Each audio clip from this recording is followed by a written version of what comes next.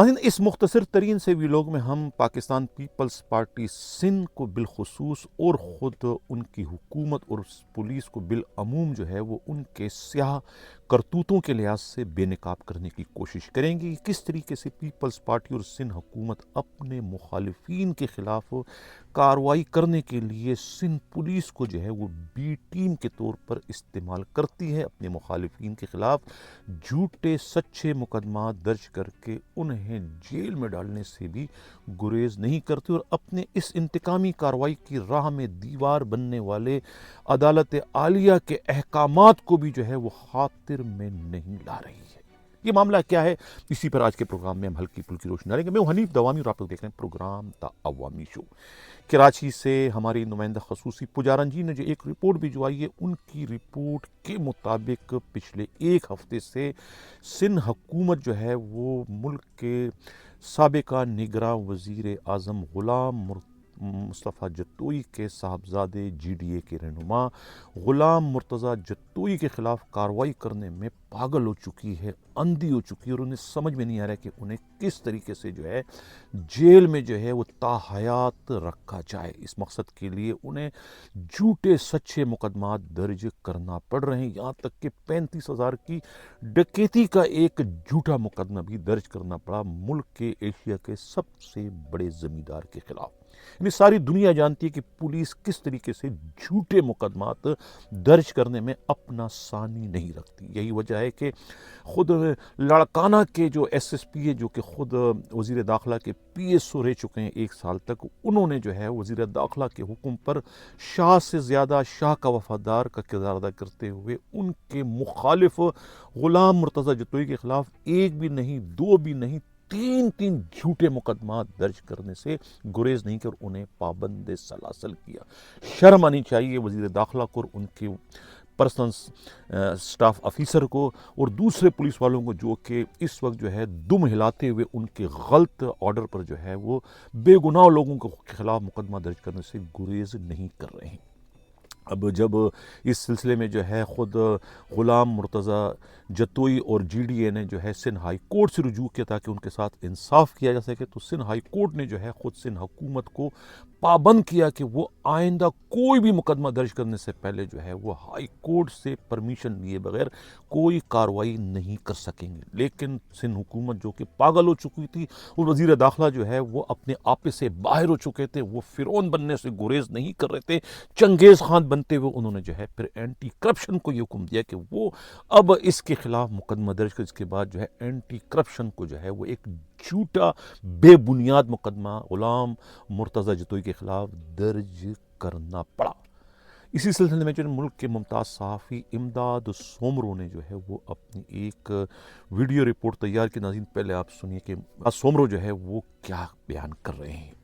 हनीफ साहब, आज सिंध की तारीख का एक अहम तरीन दिन है। पाकिस्तान के साबिक वज़ीर आज़म, निगरान वज़ीर आज़म रहने वाले ग़ुलाम मुर्तज़ा जत्तोई गुज़श्ता 5 दिनों से पाबंद सलासल है और जब सिंध हाई कोर्ट ने उनकी गिरफ्तारी के हवाले से ऑर्डर दिया कि सिंध हाई कोर्ट की मंजूरी के बगैर, उसको इतला दिए बगैर, उनसे इजाज़त लिए बगैर उनके खिलाफ कोई मुकदमा दाखिल नहीं हो सकता, तो आज सिंध के एंटी करप्शन डिपार्टमेंट ने उनके खिलाफ सरकारी ज़मीन पर कब्जा करके, दुकानें तामीर करके, म्यूनिसिपल कमेटी और रेवेन्यू अफसरान की मदद से कब्जा करने का इल्ज़ाम लगाया, सरकारी रिकॉर्ड में खुर्द-बुर्द करने का। ये FIR कटी। FIR कटने के बाद कल हमने देखा सबसे पहले उन्होंने असिस्टेंट कमिश्नर गडाब ज़ैनुल आबदीन चन्ना, जो कि साबिका मुख्तियारकार मोरो हैं, उनको गिरफ्तार किया गया गुलिस्तान जौहर से, उनके घर से, कराची पुलिस की मदद से। उसके बाद मोरो के साबिक तपेदार एजाज लगारी को भी गिरफ्तार किया। एक और गिरफ्तारी भी हुई, ग़ुलाम मुर्तज़ा जत्तोई के करीबी साथी दादू से, हितम जत्तोई से उनका ताल्लुक है, एक छोटा सा गांव है दादू के करीब, वहां से ग़ुलाम मुस्तफ़ा जत्तोई को चर्स रखने के झूठे इल्जाम में गिरफ्तार किया गया। उसके बाद आज बड़ी दिलचस्प डेवलपमेंट्स रही जब ये केस की FIR लेकर अदालत में पहुंचे, तो जज साहब ने, उनके जो स्पेशल कोर्ट के जज हैं श्यामलाल लधानी साहब, उनकी जो स्पेशल कोर्ट है सखर में एंटी करप्शन की, उन्होंने दोनों रेवेन्यू के अफसरान यानी कि असिस्टेंट कमिश्नर जैन चन्ना और एजाज लगारी तप्पेदार को 10-10 हजार रुपए के जमानत के एवज आजाद कर दिया और उनके रिमांड की जो गुजारिश थी आईओ ने की वो कबूल नहीं की, जबकि अदालत के जज ने अपने फैसले में वाज़ेह तौर पर लिखा कि सिंध हाई कोर्ट का ऑर्डर जो है हुक्मनामा फील्ड में मौजूद है, तो इस सूरत में गुलाम मुर्तजा जतोई को रिमांड पर नहीं दिया जा सकता। तो ये एक तरह से सिंध के हुक्मरानों के मुंह पे तमाचा है और उनके लिए एक उनकी कारकर्दगी और उनकी परफॉर्मेंस और ये जो जितनी भी सियासी दहशतगर्दी इस वक्त सिंध में हो रही है, तो उसके सामने एक बड़ा सवालिया निशान है। और उनको बताया गया है अदालत के महाज से कि अभी सिंध की अदलिया में मर्द मुजाहिद मौजूद हैं और जो हक और सच और इंसाफ के फैसले देते हैं। अच्छा, हुआ यह हनीफ साहब कि जतोई फैमिली या गुलाम मुर्तजा जतोई उनके सरबराह हैं इस वक्त गुलाम मुस्तफा जतोई के बाद एशिया की सबसे बड़ी जमींदार फैमिली जो करोड़पति अरबपति है। उन पे इल्जाम क्या लगाया? उन पे इल्जाम लगाया गया कि उन्होंने साथियों के साथ मिलकर 3500 रुपए लूटे। उन पे इल्जाम लगाया कि उन्होंने लाड़काना जाकर बारडह में मोटरसाइकिल छीनी है। मतलब एक बंदा जो 7-8 करोड़ रुपए की गाड़ी में घूमता है वो अपनी गाड़ी से उतरकर 40-50 हजार रुपए वाली मोटरसाइकिल छीनेगा। इन तमाम मुकदमात से हमें जुल्फकार भुट्टो से लेकर पीपल्स पार्टी की आज तक जितनी भी सियासी दहशतगर्दी है वो सब चीजें हमें याद आ गई हैं कि किस तरह भैंस बकरी की चोरी में सियासी रहनुमाओं को जेल में भेजा जाता था। उसके बाद यही रवैश पीपल्स पार्टी की अब भी कायम है। आपको याद होगा कि जब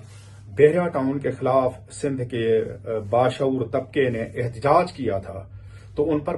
52 दहशतगर्दी के एफआईआर काटी गई,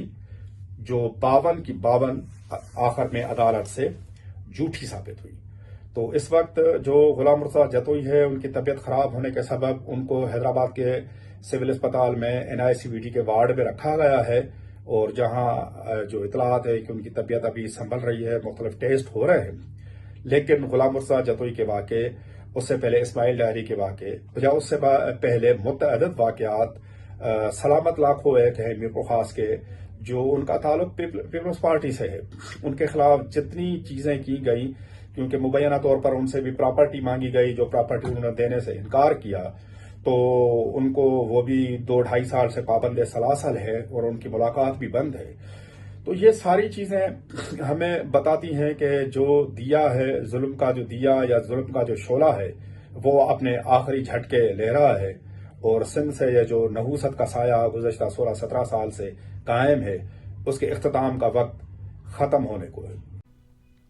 बहुत शुक्रिया इमदाद सोमरो साहब। नाज़रीन, ये थे इमदाद सोमरो जो अपने इस वीडियो बयान में जो है वो इस वाक़े की हकीकत बयान कर रहे थे, एक तरीके से सिंध हुकूमत को आईना दिखाकर उनका गुनाह आलूद और जो है वो चेहरा जो है दिखा रहे थे कि किस तरीके से वो अपने आपे से इस वक्त बाहर हो चुके हैं।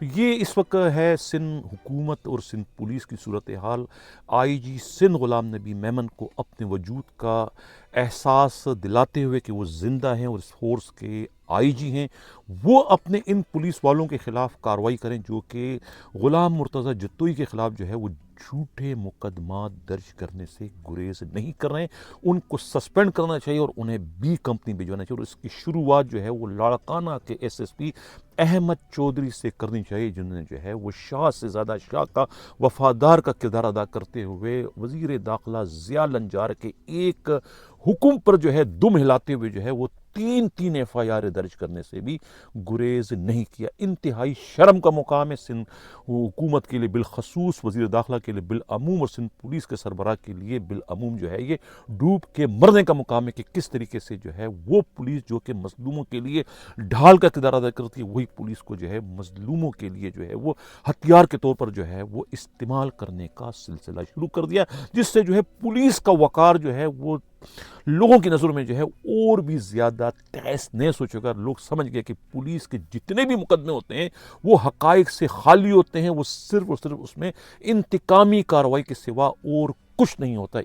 इस तरह के मुकदमात के इंदराज से तो पुलिस का जो है वो वक़ार 0/0 हो जाता है। इस पर जो है वो आईजी सिंध को जो है और ख़ुद वज़ीर दाखिला को ठंडे दिल व दिमाग से सोचने की ज़रूरत है कि आज जो इंतकामी कार्रवाइयाँ तुम दूसरों के खिलाफ कर रहे हो, कल अगर वो इक़्तिदार में आएगा तो फिर वो वही इंतकामी कार्रवाइयाँ आपके खिलाफ भी करने से गुरेज नहीं करेंगे। ये था हमारा इसका प्रोग्राम। कैसा लगा अपना फीडबैक ज़रूर दीजिएगा। इसी के साथ ये चाहता हूँ, अल्लाह हाफिज़।